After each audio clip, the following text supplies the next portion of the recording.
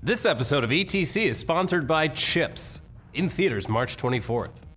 Hey guys, welcome to News Dump. Ricky's in New York, so I brought in some backup. I'm Phil. Maybe you heard of me, maybe not. You might actually end up hearing some rap facts. Stick around. Dude, you're blowing my spot up. You can't do that. Otherwise, you're going to go yes, and I'll forget to do it, and then someone's going to blow me up. Well, anyway, something is rotten in the state of tomatoes. These days, the question of whether or not a movie's good can be answered more easily than ever. You just go to Rotten Tomatoes, check the score, there you go. Before the internet, though, if you wanted to find out what the critics thought of a new movie, your sources were limited to whatever newspapers and magazines you had available or TV shows like Siskel and Ebert.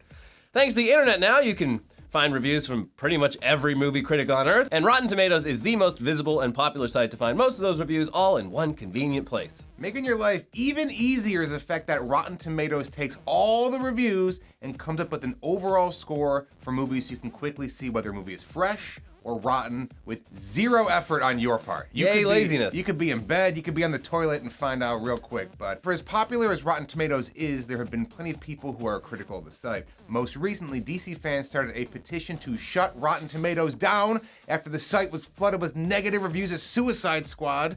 I'm looking at you troll. It was sort of difficult to decipher the mob logic of it all, but the message seemed to be that Rotten Tomatoes sucks because the opinions of critics and fans don't line up. Those damn cheese-eating, arugula-munching, cigar-chomping fat cats. I'm sorry, your Suicide Squad? That's rotten. What is this movie? Some sort of Suicide Squad? Anyway, this past week, Brett Ratner, of all people, jumped on the Rotten Tomatoes hate train.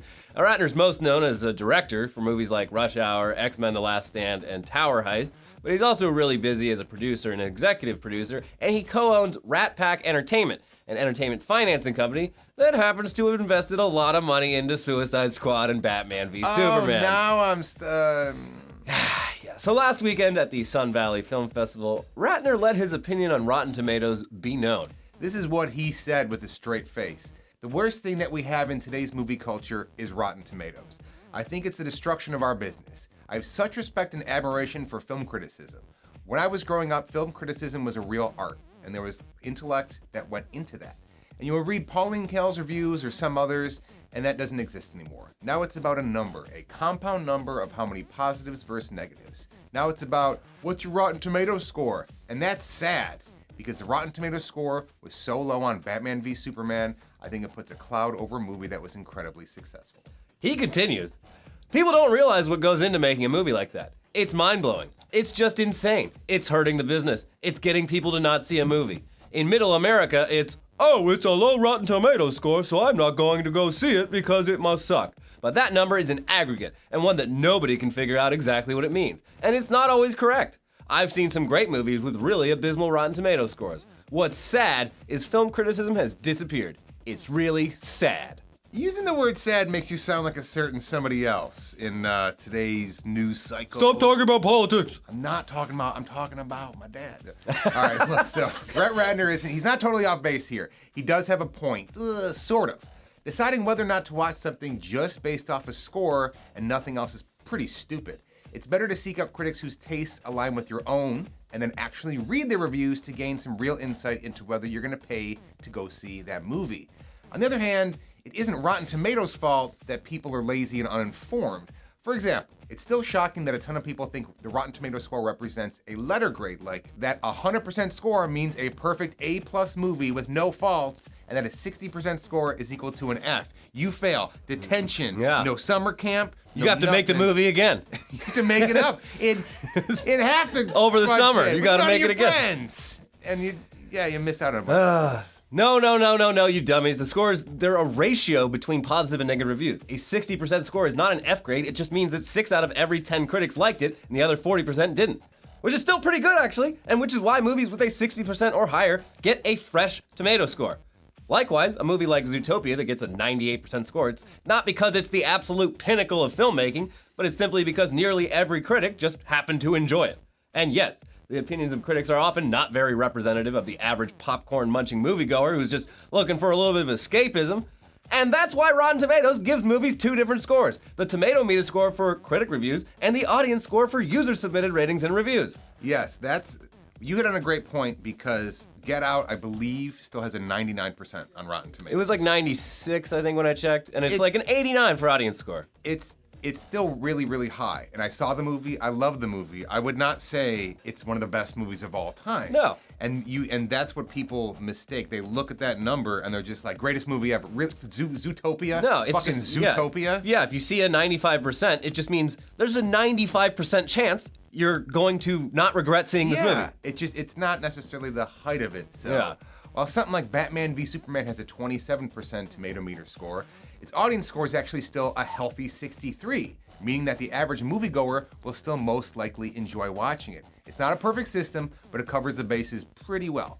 Look, another aspect of Ratner's complaint that makes no real sense is the idea that Rotten Tomatoes scores are hurting the success of critically panned movies like Batman v Superman and Suicide Squad, the ones he's involved in. That's bullshit, and Ratner knows it is because he made a lot of money off of those, and Batman v Superman made around $872 million at the box office, and Suicide Squad pulled in around $745 million. That's a lot of money. Yeah, I mean, does he think they would have made $1 billion if not for the reviews? What sort of people are going? And I think these two films are really great examples of like people are still going to see what they want to see. I mean, it's fucking Batman and Superman.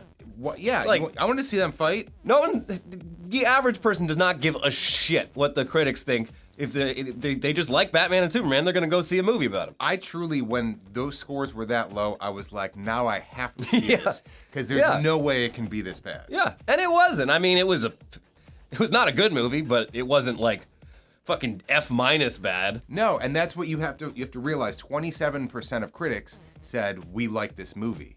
It's not a 27 on the enjoyment scale. So did low scores on Rotten Tomatoes stop people who are otherwise planning on seeing those movies from doing so? Maybe. But a shitload of people still went and saw them because most people do not obsess much over movie reviews. Anyway, Rotten Tomatoes actually issued a response to Brett Ratner's comments themselves, and it's pretty much what we've already said, but here you go. At Rotten Tomatoes, we completely agree that a film's criticism is valuable and important, and we're making it easier than it has ever been for fans to access potentially hundreds of professional reviews for a given film or TV show in one place. The Tomato Meter score, which is a percentage of positive reviews published by professional critics, has become a useful decision-making tool for fans, but we believe it's just a starting point for them to begin discussing, debating, and sharing their own opinions. What a well-metered public response. I give that 100%.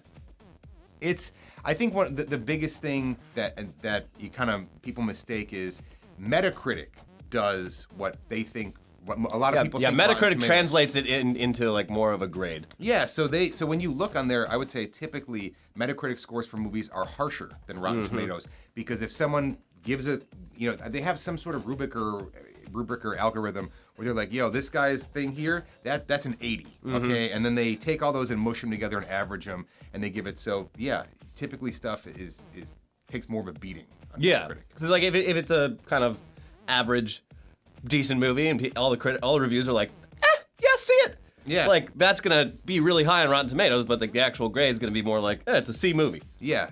I typically when something does well on Metacritic, I'm kind of like, your dad who beats you, so you're better at football. Said this, you did good today. So Yeah. you must have done swell. Anyway, let's move on to new trailers, starting with Ghost in the Shell, which is coming out next Thursday. It's actually not a trailer at all. It's the first 5 minutes of the movie, giving us a really great look at the world of the original manga and the anime now in live action. ScarJo as the Major does a bunch of visual analysis in a building she's on top of, and then jumps off and tries to stop some sort of criminal attack on a business meeting. There's a lot to unpack here, especially if you're not really familiar with the source material, but there's a ton of awesome sci-fi visuals here, and special effects, set design, costume design, and just everything across the board. It's gorgeous. Ricky, who I'm filling in for, I don't know if you knew that, he's actually in New York right now seeing the movie and interviewing some of the people involved. But for the rest of us, this definitely looks like it's going to be worth seeing when it comes out later this week. Yeah, I'm sold. I've never seen the manga or I've never seen the anime or read the manga. I saw the anime a long time ago, but I feel like when you kind of look at the trailer and the visual style they have with the fish in the buildings and all this stuff, and it just looks, it seems kind of fresh to me. It seems like a newer take where, again, it's easy to do this dystopian future that you see in Terminator and you see in Batman, you see all these things. Like, it's just cool to see some color. Yeah, for once. very vibrant. Yeah. Moving on to the world of superheroes, by the time this video goes up, there's probably, most likely, a new full trailer for Justice League out on the internet, but we're recording this on Friday, so all we've seen so far are the 5 short little teasers for Batman, Wonder Woman, The Flash, Cyborg, and Aquaman. And so far, at the very least, we are impressed by the visuals, especially in the characters that we haven't seen on screen yet. Flash looks fucking great. It's hard at this point to get too excited about this movie since we are part of the Rotten Tomatoes Illuminati who thought BVS was a letdown, but we have to say this every time. We do hope that it's good. We hope that this puts the whole DC thing on the right track again, because I like these characters. I want to enjoy watching them. And I don't know if my body can take another Rotten Tomatoes, kill Rotten Tomatoes petition. Oh, yeah. It just, my voice, it all got, ugh. Yeah, anyway, this comes out in November. You're gonna have to wait a while. Yeah. I'm cautiously optimistic.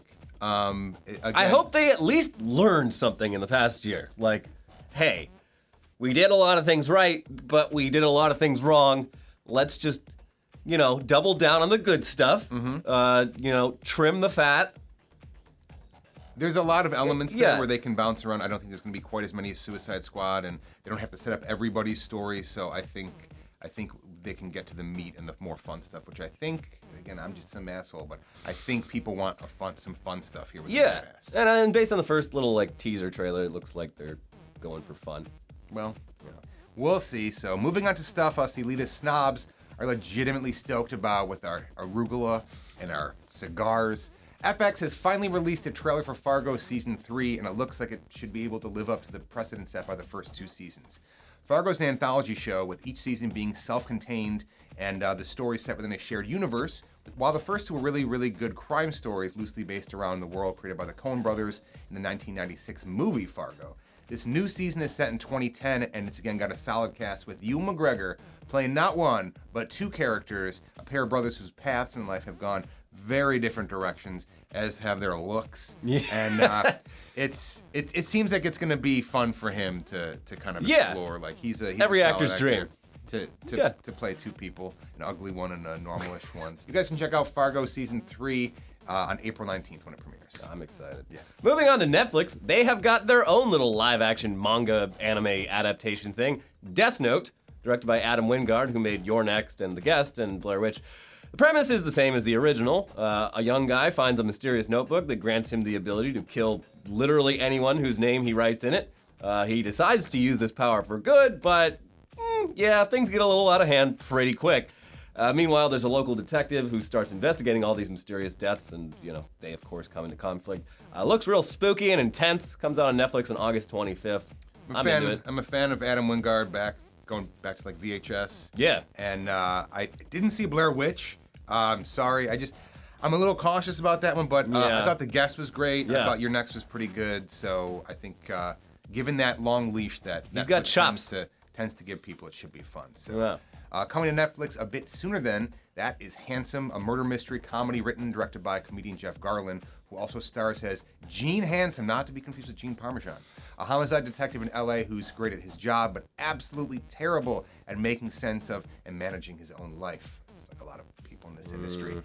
Jeff Garlin's one of the most skilled stand-up comedians around and also excellent on Curb Your Enthusiasm, a fantastic show. So this really has the potential to be pretty funny and great. Handsome comes out on Netflix May 5th.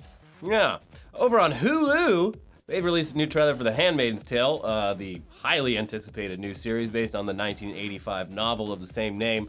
Takes place in a dystopian future in which the president and most of Congress are killed in an attack, which allows a new Christian fundamentalist regime to take over the country, renaming it the Republic of Gilead and imposing Old Testament-style religious fundamentalism and rule of law. So, of course, women lose all their rights, and many of them end up as handmaidens whose entire role in society is bearing children.